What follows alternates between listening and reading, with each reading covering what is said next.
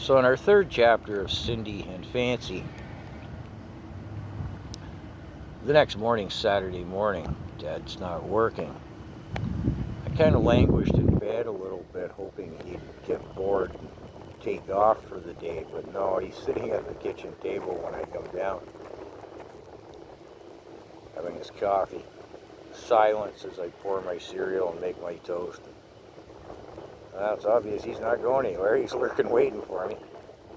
So I plunked down at the table. I said, "Well, did you sell that mare?" "Yeah, well, no thanks to you." I said, "Oh, it might have been more thanks to me than you know. But anyways, how much money did you lose?" "Oh, really? What'd you lose? 50 bucks? 25. 25. Well, that's not a bad loss. How'd you do with your Willie pigeon?"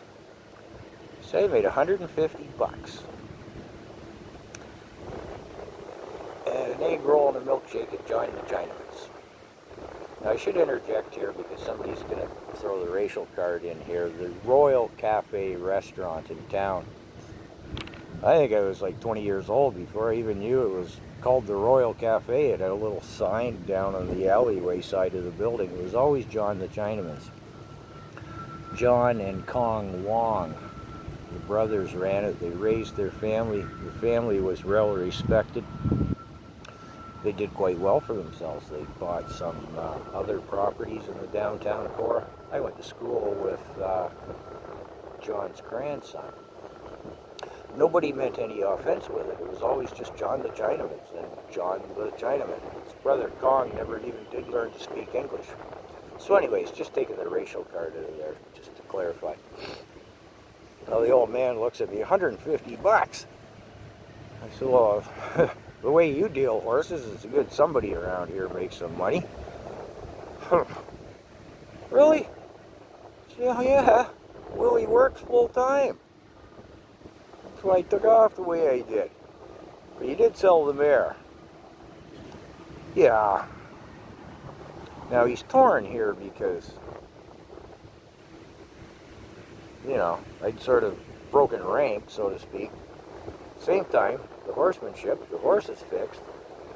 He does know I participated in the sale with the whole glue factory thing with Cindy.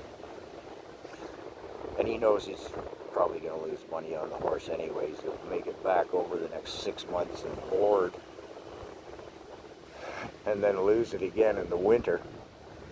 As the horses literally eat up the summer profit. Dad wasn't trading horses for profit. He wasn't, what do you call it, a horse trader, horse dealer, whatever. He just loved the cool things. So that's how Cindy and Fancy came to be. And as I mentioned in the previous videos with Misty Runs and Runs, Cindy really did take to the horses, her and Fancy, and it was a happy story. Cindy was, everyone's falling down here on me. It was a happy ending for Fancy and Cindy. It was the right story. And I was distracted here as everything's falling, blowing in the wind. But anyways, that's how Cindy came to the farm.